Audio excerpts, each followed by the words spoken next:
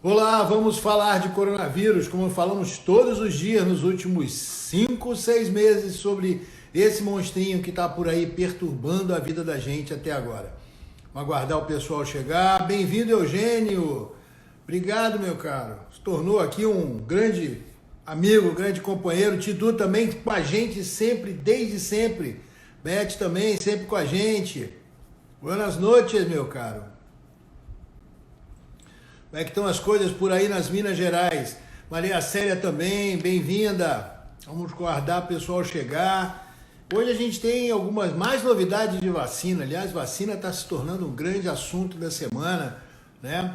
Aliás, um grande assunto do ano, né? Todo mundo querendo, preocupado.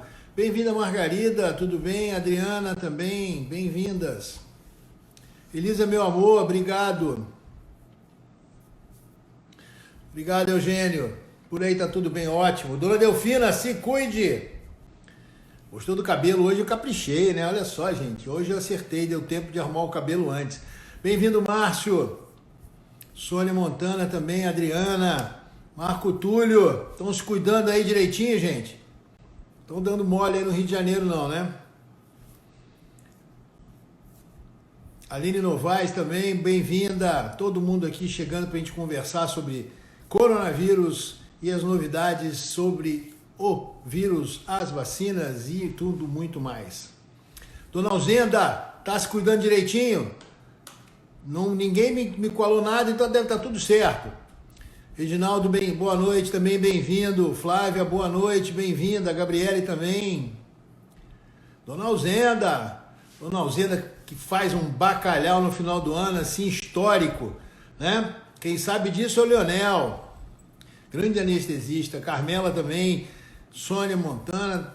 Viu a capa do hoje? Não vi qual foi a capa do Jornal Extra de hoje, Tidu, não cheguei a ver não.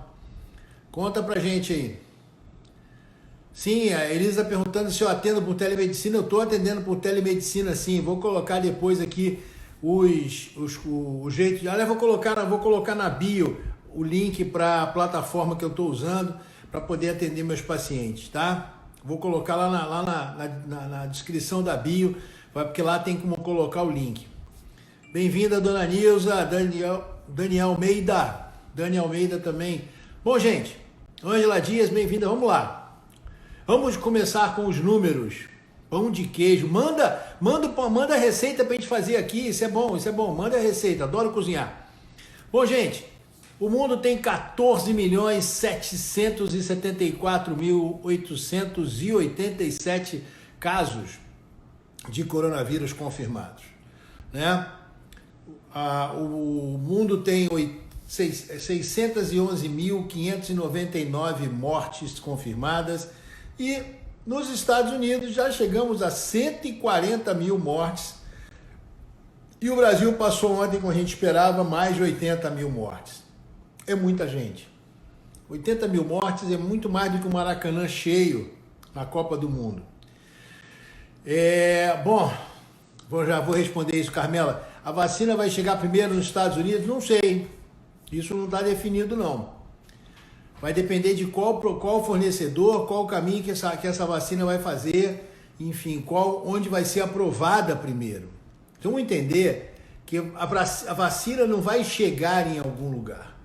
Ela vai ser apresentada às autoridades regulatórias, no caso FDA nos Estados Unidos, Anvisa no Brasil, EMEA na Europa, e aí, a partir da aprovação pela autoridade regulatória, o fabricante provavelmente já deve ter feito acordos de distribuição dessa vacina. Esses acordos já estão sendo costurados, já estão sendo realizados. Existiu há mais ou menos um mês e meio, ou quase 2 meses atrás, uma reunião em Londres, que foi patrocinada pelo governo britânico, com a OMS, a Fundação Bill e Melinda Gates, a Gavi, que é a Aliança Global de Vacinas, Unicef e outras fontes de pagamento, para garantir que todos os países do mundo recebam vacina contra o coronavírus quando essa vacina existia. E não vai ser uma vacina só, gente. A gente provavelmente vai ter no início do ano que vem umas pelo menos 3, 4 vacinas em fase de aprovação. Eu digo provavelmente, porque a gente não sabe exatamente como os testes que começaram recentemente em todos os países, inclusive no Brasil, vão se desenrolar. E depois dos testes tem que se compilar os dados, apresentar para as autoridades regulatórias e aí a partir daí poder pensar em comercialização e distribuição das vacinas. O Tidu está contando que a capa do Extra hoje em preta, uma capa em cor preta com a frase do Bolsonaro dizendo que não passaria de 800, mas já passamos de 80 mil. Cara, o que esse cara fala não se escreve. Perda de tempo. Infelizmente. Eugênio, eu vi a entrevista do general Pazuello. Eu não achei interessante não, você me desculpe, eu achei ele bastante delirante. Ele delirou naquela entrevista quando ele disse que o Brasil, aliás, ele não cita a fonte, mas na entrevista da Veja ele diz que o Brasil vai ser nomeado primeiro no mundo em combate à pandemia. Cara, eu não sei o que esse general anda tomando não, mas deve ser cloroquina misturado com vermectina e com alguma outra coisa, porque não pode estar puro para falar uma frase dessa, né? Quem disser um negócio desse com 80 mil mortes e 2 milhões de casos, não tá puro, cara. Não tá. Tem alguma coisa errada. Né? Ou então não sabe ler, não sabe contar, não é o caso do general. O general é um cara bem estudado, mano. Esses caras fazem escola superior de guerra, fazem curso no exterior, não são bobos. Então não tem nada de bobo ali, tá? Mas ele foi delirante, sim. Ele foi desinformado, sim. Ele falou de cloroquina, sim. A entrevista não foi interessante. Desculpe, Eugênio. A entrevista foi bastante delirante. Agora, ele vive numa realidade alternativa. Aí, cara, né? Brasília, Planalto, esses caras vivem no outro mundo, né? Como dizia La La Land, né, cara? Não é um mundo normal, não. Bom, a Dani Almeida pergunta se a carga viral pode ser determinante para saber se vai evoluir ou não. Como a gente viu ontem, Dani, conversando com o Dr. Bruno Scarpellini, um dos grandes problemas da infecção pelo coronavírus é a reação imunológica descontrolada. Então isso não é determinado pela carga viral só, é determinado por características pessoais das pessoas, momento imunológico daquele paciente, que isso muda muito, né? Enfim, Carmela, tá? A Carmela está falando sobre negociação de vacina. Os Estados Unidos está bancando negociações, o Reino Unido também, todos os países do mundo estão correndo atrás. Os países que estão participando de pesquisas, e que essa participação envolva transferência de tecnologia, como é o caso do Brasil, no caso da vacina da AstraZeneca, que é a vacina de Oxford, esses países vão estar saindo na frente porque vão ter como produzir a própria vacina depois, né? Vão participar no acordo com a vacina de Oxford. O Brasil, por exemplo, já vai receber uma carga de vacinas pronta, ou seja, o líquido pronto para colocar, seja na seringa, seja no frasquinho. Isso não está decidido ainda como é que vai ser, porque só as pesquisas vão mostrar lá na frente o que será preciso. Então, essas negociações são muito complexas e não dependem só nem de dinheiro e força política, depende muito mais de interesses, transferência de tecnologia, o que é melhor para esse laboratório no mercado, tem muita coisa em volta. Me irrita, Felipe, o que dizer para pessoas que acreditam que os médicos estão colocando como causa-mortes Covid-19? Cara, você pergunta se a pessoa acredita em Papai Noel, gnomo, elfo, fada, qualquer coisa, porque está acreditando em fake news, pode estar acreditando nessas coisas também, é só perguntando assim, porque isso não existe. Olha só, eu sou médico, se eu preencher uma declaração de óbito com a causa falsa, eu incorro numa falta ética que vai me levar a um processo no Conselho Regional e Federal de Medicina, posso perder minha licença, vai me levar a um processo judicial por ter feito uma declaração falsa em um documento oficial, isso pode me dar cadeia. Então, bicho, ninguém está fazendo isso, isso é um grande fake news, isso é mais um delírio padrão Sargento Tainha, né? Vamos lá, gente. Você viu qual vacilo, né? Vacilo que ele deu mole lá, né? Querendo fazer propaganda do governo, exatamente, ainda bem que você sabe. Exatamente. O que você achou interessante então, Eugênio? Pelo amor de Deus. Você achou deselegante a parte do Mandetta, achou o cara delirante? O interessante é ver que ele é louco, né, meu? Bom, cloroquina salvou o Bolsonaro e a Globo está impedindo o povo de ser salvo. Então diz pra sua cunhada, cara. Porra, escolheu o que ela quer. Não tem jeito. Carmela, olha só. Quando a pessoa escolhe acreditar numa realidade alternativa, acreditar numa narrativa delirante, ela não vai ouvir uma opinião sensata. A gente vai continuar tentando, mas a gente sabe que é muito difícil, né? Essas pessoas perderam o bom senso, partiram para ficar repetindo qualquer coisa, não querem questionar. Elas estão simplesmente repetindo. Então, você explica para ela. 1, 2, 3. Quando você cansar, você para, porque ela não vai. Infelizmente, eu duvido que ela mude de opinião, né? A parte é verdade, ele disse essa frase sobre corrupção, mas eu acho muito engraçado porque a gente acabou de ler agora, no mesmo momento, problemas de corrupção também no Ministério do Exército. Onde tem dinheiro, o ser humano, se não for vigiado, faz bobagem. A gente já sabe disso, né? Ele seria mais... eu acho que não dá para ficar posando de vestal nessa altura do campeonato, Eugênio. Desculpa, né? Ele é um general que recebe ordem de um capitão. Isso deve incomodar pra caramba, né? Fala, Araújo, da Rádio Agnus Dei de Pernambuco. Boa noite, estamos juntos, estamos juntos. Não tem corrupção no ministério? Tem corrupção, sim. É provável que tenha. Provável que é muito difícil. O ser humano tem que ser vigiado de perto, gente. O ser humano tem que ser muito vigiado. O que contém o ser humano é a civilidade, a civilização e as regras. Então é isso que é importante, né? Vamos lá, gente. Tem umas coisas que eu queria, mais umas coisas que eu queria mostrar hoje, além dos números. A gente começou a conversa aqui. Eu vi uns gráficos muito interessantes hoje que foi o seguinte. Vamos mostrar exemplos eu falo aqui que tem várias pandemias no Brasil, né? Como tem várias pandemias nos Estados Unidos e como tem várias pandemias no mundo.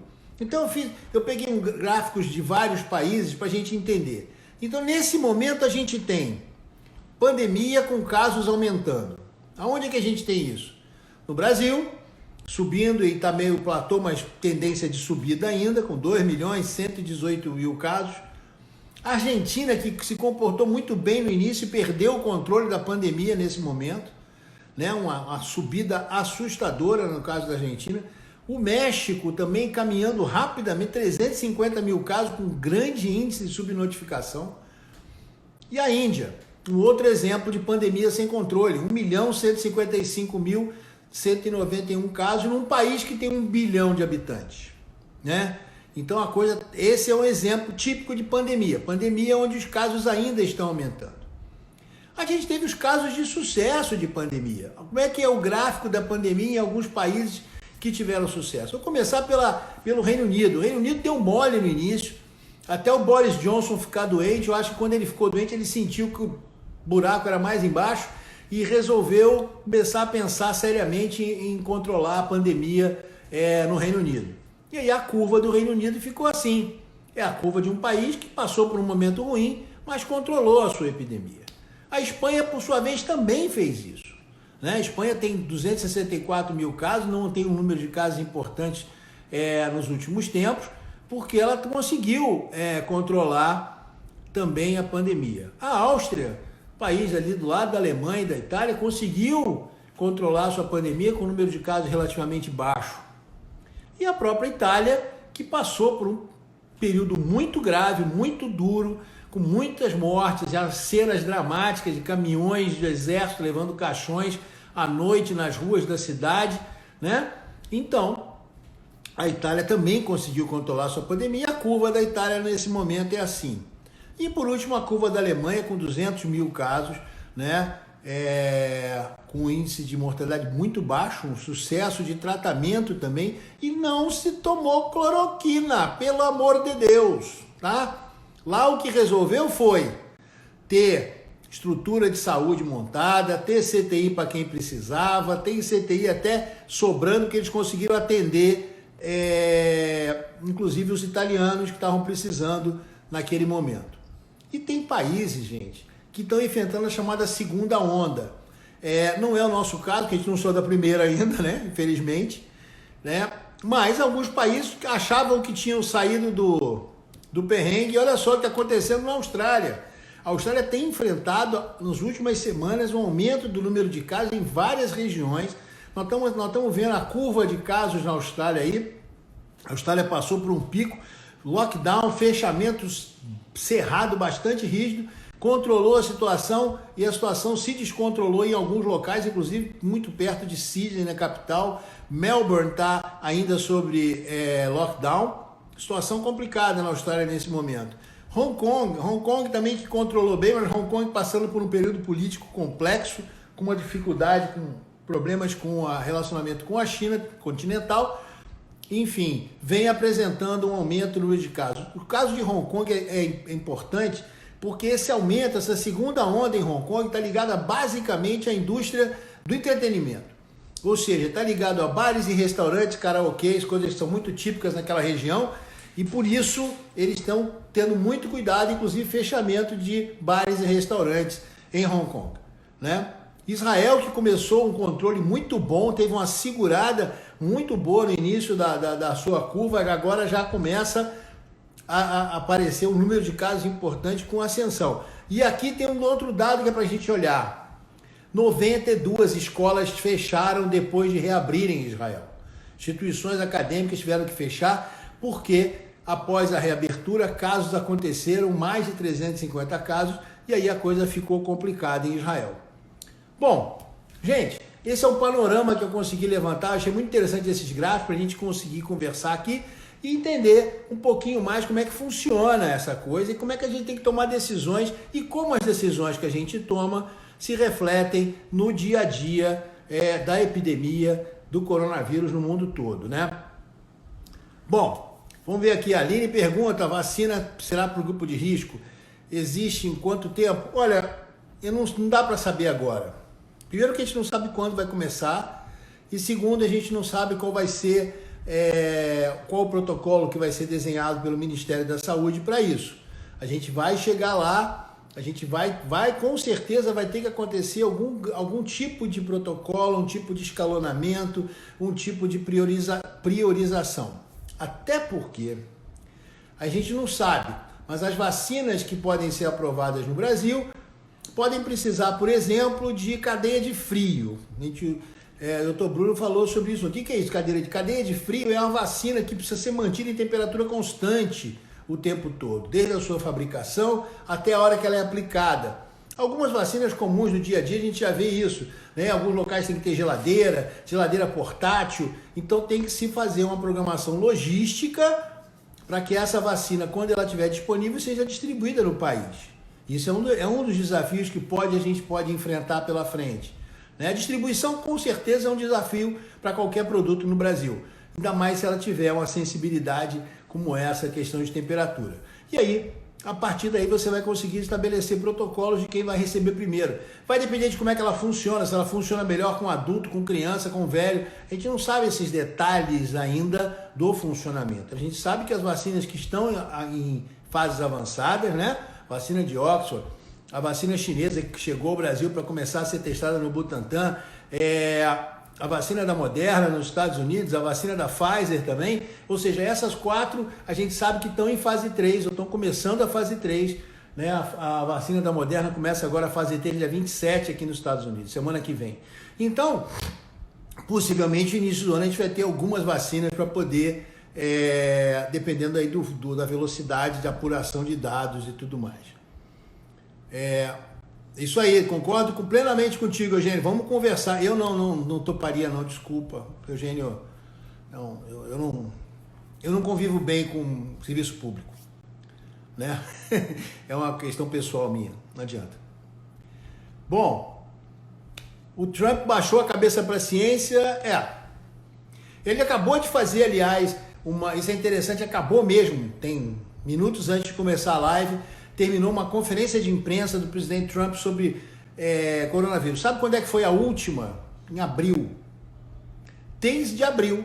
que o presidente Trump não falava nada em conferências de imprensa sobre o coronavírus. Aliás, só falava bobagem pelo Twitter. Também não tem novidade disso, né? Mas ele realmente está muito preocupado por conta das pesquisas. Temos eleição presidencial nos Estados Unidos agora em novembro. Então, ele hoje resolveu fazer. Ele continua dizendo que ele nunca negou a máscara, que ele nunca disse que o vírus ia sumir por mágica, que ele nunca disse que era uma gripezinha, que existem problemas, existem algumas brasas por aí, ele usou o termo brasas, né? Fazendo uma alegoria com fogueira ou com churrasqueira, que existem locais onde existem brasas, outros locais têm cinzas, outros locais têm verdadeiros focos de fogo. Mas a gente vai controlar tudo, tudo vai ficar perfeito. Perguntado sobre os testes, ele disse que nunca se testou tanto assim nos Estados Unidos e que os testes são maravilhosos. Aquela coisa dos billions and billions and billions que ele gosta de falar, né? Enfim, pelo menos hoje, pelo jeito, ele lê um teleprompter, né? Sabe aquela coisa quando o cara que fala de improviso fala bobagem? Ele tem que ler o texto, porque senão vai besteira. O presidente Trump hoje parece que leu o texto, não foi de improviso, falou pouca bobagem, né? Não, pode ser seu celular, Tidu. Eu não mexi nada aqui para tirar o som, não. Bom, olha lá. Só o louco do Didier na França. Bom, é isso aí, bicho. Deixa quieto, né? Nosso convidado de honra já chegou, o Dr. Hélio Margarino Torres está na área. Vamos conversar com ele sobre a dificuldade do diagnóstico, dos testes. A gente já conversou com ele sobre testes logo no início da pandemia. Mas agora, como é que funciona essa coisa de a gente aprendeu imunidade ontem com o Dr. Bruno? Como é que a gente testa a imunidade? Já vou perguntar para o Dr. Hélio tudo sobre isso, tá? A Alemanha fez muito teste, exatamente. Não topo não, Eugênio, pelo amor de Deus, não, esquece, tô fora dessa, me inclui fora dessa, meu amigo. Prefiro ficar aqui conversando com vocês. O que o Brasil tem que fazer a partir de hoje? O que nunca fez, meu amigo. Zé Carlos, o que o Brasil não tem que fazer hoje era o que ele tinha que fazer em fevereiro, era o que ele tinha que fazer em março, é o que tinha que fazer em abril, o que tinha que fazer em maio, em junho e julho. Ou seja, agora, o que tem que fazer? Ter muitos, estou aqui parecendo o Trump, né? Billions and billions and billions de testes para que a gente possa testar todo mundo, para que a gente identifique quem são os portadores, quem são os infectados, isolar essas pessoas, a partir de entrevistar essas pessoas, fazer o contato, o rastreamento dos contatos dessas pessoas, para que a gente possa conter a pandemia. Não é complicado. Isso todo mundo sabia, todos os especialistas, os políticos não quiseram ouvir a ciência. E deu no que deu. Onde ouviram a ciência, por exemplo, na Alemanha, né? Vamos resgatar aqui uma imagem para a gente entender melhor? Dá uma olhadinha no que aconteceu na Alemanha. Sabe qual é a diferença? A diferença é que a primeira-ministra da Alemanha é uma cientista. Angela Merkel tem formação de cientista. Então ela faz o que tem que fazer. Não é receita de bolo, mas está lá escrito. Qualquer livro de epidemiologia fala. Você tem que fazer é testar. E aí você rastrear.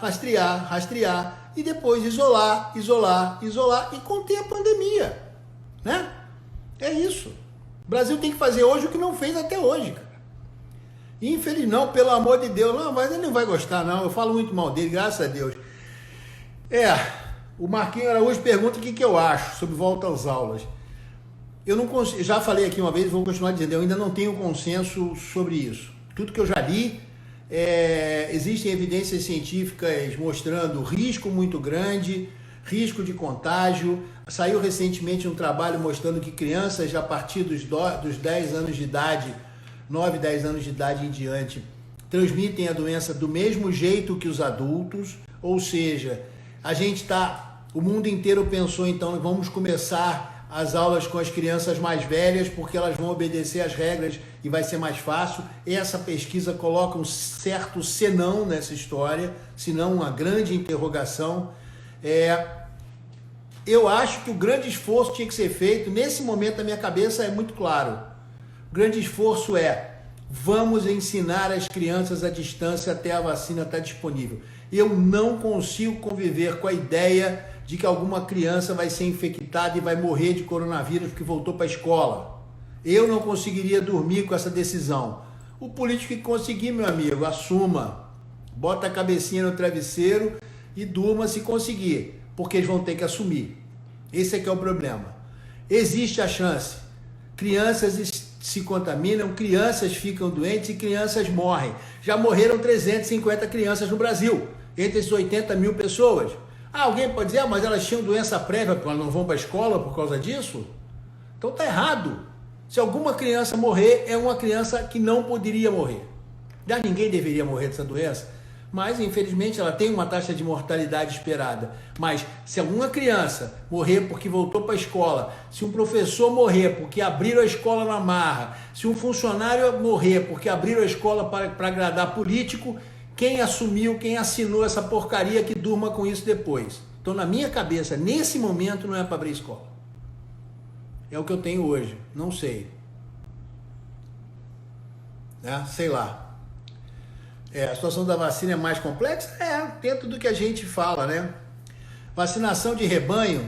Vacinação de rebanho é uma situação que a gente viu ontem. A gente quer vacinar a população para criar imunidade de rebanho. O que é isso? Quando a gente tem um grupo de pessoas muito grande, já imunizadas, seja naturalmente pela doença, ou seja pela vacina, e aí o vírus não circula com facilidade e não infecta outras pessoas. Isso é a tal imunidade de rebanho, que alguns genocidas, através do mundo e no próprio Brasil, andaram pregando que era uma solução. Deixa todo mundo pegar o coronavírus e aí todo mundo fica imunizado e chegamos na imunidade de rebanho. Só que a conta disso é você ter que aturar quem é que vai morrer, né? Vamos escolher quem vai morrer. Aí você escolhe. Pede pro cara que está pregando isso lá, por exemplo, um cara que inclusive é candidato ao Ministério da Saúde, prega isso, cara. E o cara diz que é médico, hein? Lá o deputado Osmar Terra, lá do Rio Grande do Sul, tem tendências estranhas, para dizer outra coisa. Para não dizer genocidas. Pelo amor de Deus. Bom, vacina não sai esse ano, Marquinhos, desculpa. A pesquisa pode terminar, olha só, é uma coisa de tempo. O cara que recebeu a vacina hoje, estão falando do dia 21 de julho, né? A gente tem que vacinar, a Butantan começou hoje, beleza, pesquisa começa hoje, a do Butantan no Brasil. Você tem que vacinar, tem um acordo lá, não sei quantos mil pessoas vão ter que ser vacinadas. Não interessa. O primeiro tomou a vacina hoje. O primeiro exame dele vai ser daqui a 3 meses. Então, o primeiro exame desse sujeito que tomou a vacina, a primeira vacina do Butantan hoje, ninguém gosta de falar nisso, né? Então, 21 de julho, 21 de agosto, 21 de setembro, 21 de outubro, vai ser o primeiro exame do sujeito que tomou a vacina hoje. Aí vão colher sangue dele, ver se tem anticorpo neutralizante, piripipi, fazer conta. Imagina que você tem que juntar 4 mil, 5 mil pessoas, não sei qual foi o compromisso do Brasil com a vacina do Butantan, mas pelo menos vai ser alguma coisa em torno de 4, 5 mil pessoas.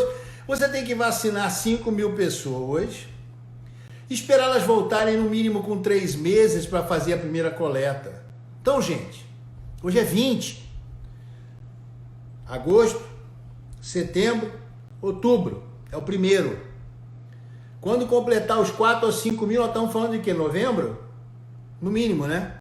Isso se a gente conseguir vacinar assim de uma hora para outra, 4 mil pessoas, que é muito difícil, incluir numa pesquisa, eu tenho que colher, eu vou perguntar para o doutor Hélio como é que funciona, estão fazendo teste, como é que você tem que fazer, né? Quanto tempo vai levar para você dizer se o cara pode participar da pesquisa? Não é assim, quero tomar vacina, quero participar da pesquisa, beleza, entra na fila e toma vacina, não é assim. Então, a coisa é complicada. Eu acho impossível a vacina sair esse ano. A pesquisa pode terminar alguma coisa lá perto de janeiro, dezembro, janeiro. E aí você vai juntar os números, fiz com 3 meses, todo mundo, os 5 mil que tomaram a vacina estão bombando de anticorpos. Beleza, mas não acabou em novembro, gente. A gente tem que juntar esses dados todos do Brasil, 5 mil participantes, por mais que o pesquisador não durma, preencha, tenha uma tropa de gente fazendo isso, vai mandar tudo isso para a matriz vai ter que juntar com os dados da África do Sul, por exemplo, né? É o caso da vacina de Oxford, Brasil e África do Sul e Reino Unido, vou juntar tudo lá no Reino Unido, fazer lá em Oxford, fazer uma análise dos dados, dezembro. Então não tem jeito. Se alguém promete antes disso, cara, tá prometendo que não vai entregar. Não tem saída, é matemática, lamento, calendário. É um problema. Bom,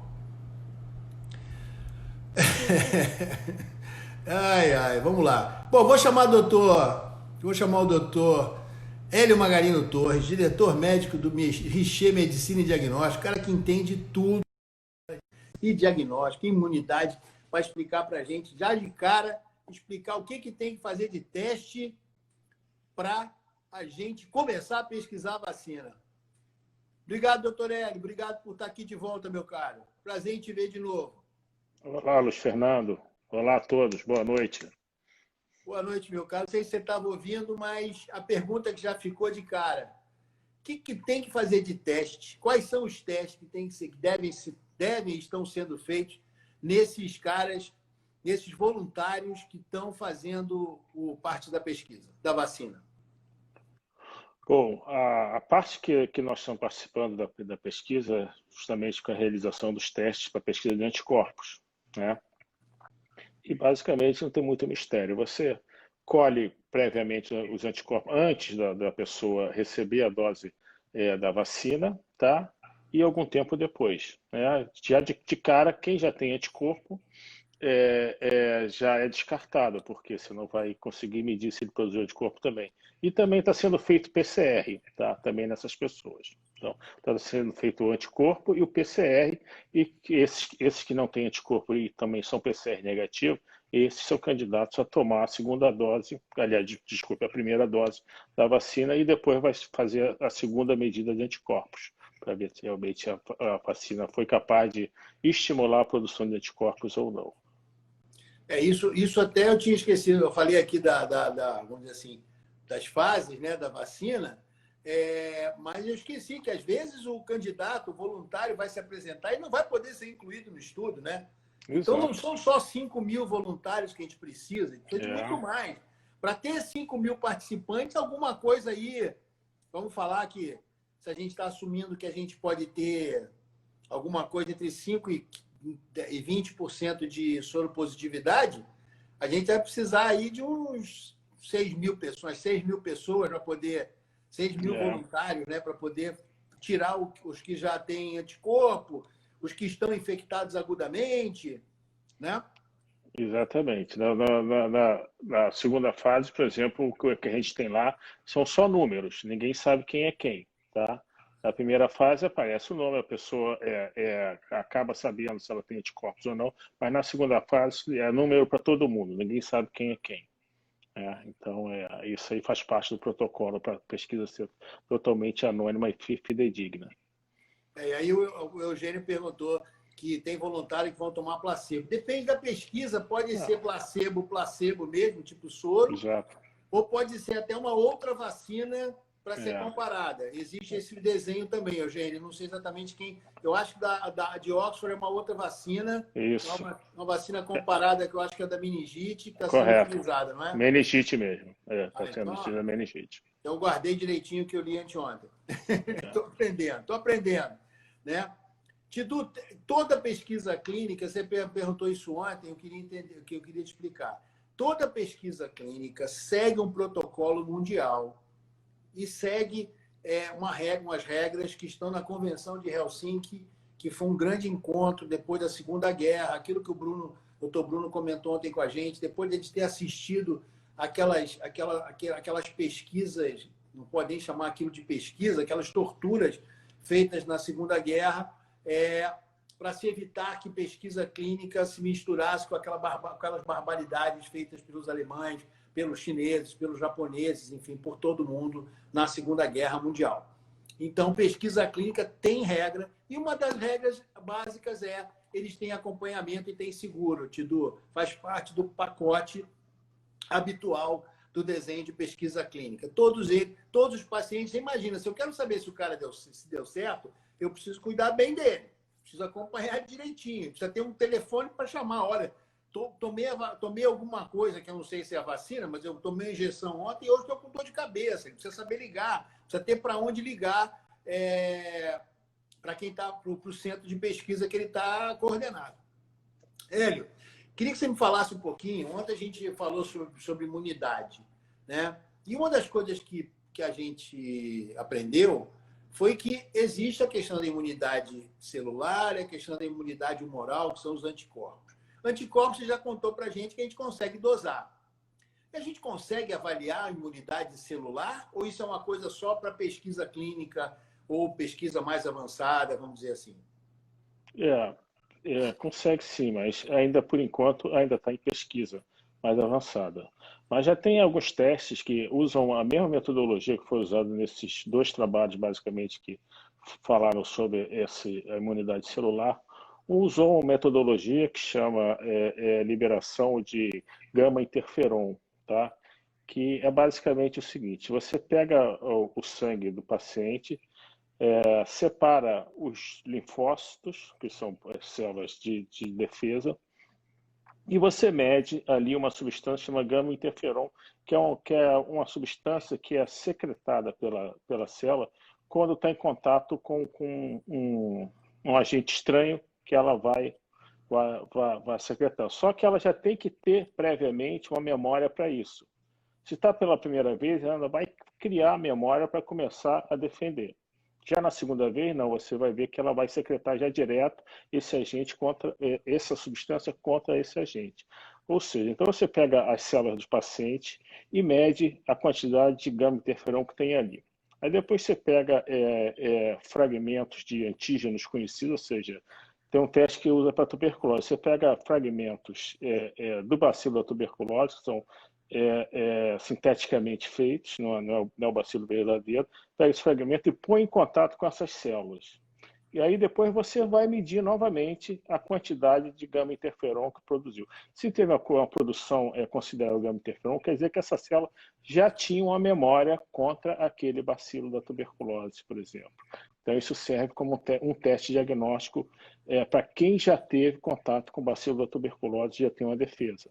Tá? Esse é o mesmo princípio que foi usado em um dos trabalhos que mediu, que descobriu que muitos pacientes já tinham a imunidade para o coronavírus, para o novo coronavírus, e que não tinham doença, né?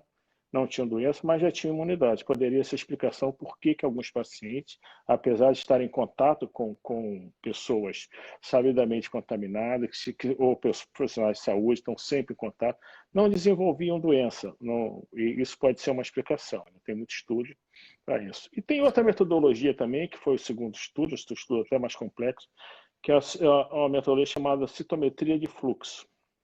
O que você faz? A célula tem vários componentes, né? Então você desenvolve um anticorpo, o anticorpo vai ligar a um determinado componente daquela célula que você quer saber. Se tiver aquele componente, o anticorpo vai se ligar lá, tá?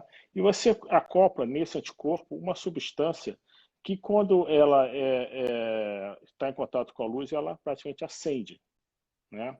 Acende uma cor, acende outra. Você põe a cor que você quiser, você distingue uma célula da outra, tá? E essa célula, depois que você faz essa incubação, que o anticorpo gruda ou não ali na célula, ela passa numa câmara que tem um canhão de laser, joga um raio laser ali que acende essa célula. Aí você conta, você sabe que essa célula é aquela que você está procurando, tá? E com esse estudo também eles chegaram a uma conclusão semelhante de que esse foi mais interessante porque eles pegaram algumas famílias e viram que algumas pessoas adoeceram e outras não, na mesma família. E conseguiram ver que nesses que não adoeceram, alguns desses que não adoeceram, tinham também imunidade celular, tá? E não desenvolveram a doença, e também alguns nem anticorpos desenvolveram e também não adoeceram. Então, essas foram as duas técnicas basicamente utilizadas. Então, esses testes já tem disponível no laboratório clínico? Não tem. Por enquanto, é só na pesquisa.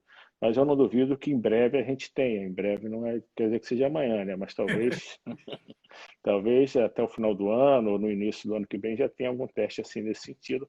E acho que daí para frente nós vamos começar a utilizar muito mais esses testes que hoje basicamente é utilizado para diagnóstico, né? A tuberculose é usado para diagnóstico, não é usado para medir se você tem imunidade com a tuberculose, mas sim se você já teve contato. Quem já teve contato com a tuberculose, mesmo estando assintomático, é recomendado algum tipo de tratamento. Talvez seja esse o futuro da utilização desse tipo de teste também. Esse teste é parecido com o teste que é feito nos pacientes HIV positivos, onde se mede atividade de linfócito. Exato, linfócito CD4 e CD8, é tudo feito por citometria de fluxo, que são componentes da membrana da célula, e você vê quais são os linfócitos que tem o que eles chamam de CD4 e CD8 naquelas células, exatamente, a mesma coisa. Então, o Eugênio aqui quer saber qual a diferença desses testes que você explicou, que são, já de cara, Eugênio, lembra da live de ontem, esses testes falam de imunidade celular. Os testes que estão no mercado falam de imunidade humoral, ou seja, a quantidade de anticorpos, não é isso? Exatamente. Esse aí é a imunidade celular, é aquele que é a defesa da própria célula, sem necessariamente usar mão dos anticorpos. Os anticorpos não, anticorpos são substâncias já produzidas por outros tipos de célula que já são específicas para aqueles antígenos, para o vírus, por exemplo, para a tuberculose, né? Os anticorpos não. O teste do anticorpo, falando muito simploriamente, na verdade, o que você pega? Aí você faz o contrário. Você pega um antígeno, ou seja, fragmentos daquele vírus, que são produzidos geralmente sinteticamente, e põe em contato com o sangue do paciente. Ou seja, se tiver anticorpos contra aquele vírus ali, os anticorpos vão se ligar ali naqueles fragmentos. Tá? E você depois acopla uma série de substâncias que dão cor àquela reação. Ou seja, o antígeno já está ligado a uma substância de cor também. Depois você faz uma reação e vê que ficou colorido, é porque tinha anticorpo ali. O anticorpo se ligou ao antígeno. Isso é basicamente a reação de pesquisa de anticorpos. A Monique faz uma pergunta que todo mundo deve estar preocupado ou pensando nisso, quem já fez exame. Teria que refazer a sorologia para saber se continua imune? Isso a gente não sabe ainda, né, Hélio? A gente não tem certeza exatamente de qual, dizer assim, não existe um protocolo de acompanhamento ainda definido, né? Não se sabe ainda. Alguns estudos mostraram que com o tempo os anticorpos poderiam ir diminuindo, mas depois, quando se usou já testes mais modernos, viu que não era bem assim, que não diminuía num teste, mas não diminuía no outro. Então, a gente não sabe ainda exatamente por quanto tempo esses anticorpos vão permanecer aí protegendo na circulação. Então, isso é a questão ainda para a gente saber um pouco. Mas se você levar em consideração outras doenças virais, normalmente os anticorpos não duram tão pouco tempo assim, né? Geralmente eles duram um pouco mais de tempo. Então, mas como é uma doença tem as características completamente diferentes de outras doenças que a gente vinha vendo até então, a gente realmente não tem a certeza. Essa coisa de anticorpo é muito curioso, né? Porque, por exemplo, eu tomei a vacina da hepatite final dos anos 80, quando eu entrei no meu primeiro emprego. Né? Foi 89, por aí, 88, 89. Logo que lançaram a vacina, a empresa que eu trabalhava, que era uma cervejaria, vacinou todo mundo da área de saúde. Sei lá, 10 anos depois, alguma coisa assim, eu estava no Samaritano, no hospital, ia ter uma campanha de vacinação. E eu fiz uma sorologia para saber se eu tinha anticorpos contra o vírus de hepatite B, né, que eu tinha sido vacinado. E o nível foi muito baixo, né? Acabei tendo que tomar mais uma dose para... O que quer dizer, eu tinha níveis baixos, mas mais um novo contato com a vacina acordou a defesa, né? É verdade. Isso acontece muito com alguns tipos de vacina, né? Você tem que realmente reforçar a vacina, reforçar a vacinação, porque o nível de anticorpo pode descer. E muitas vezes não acontece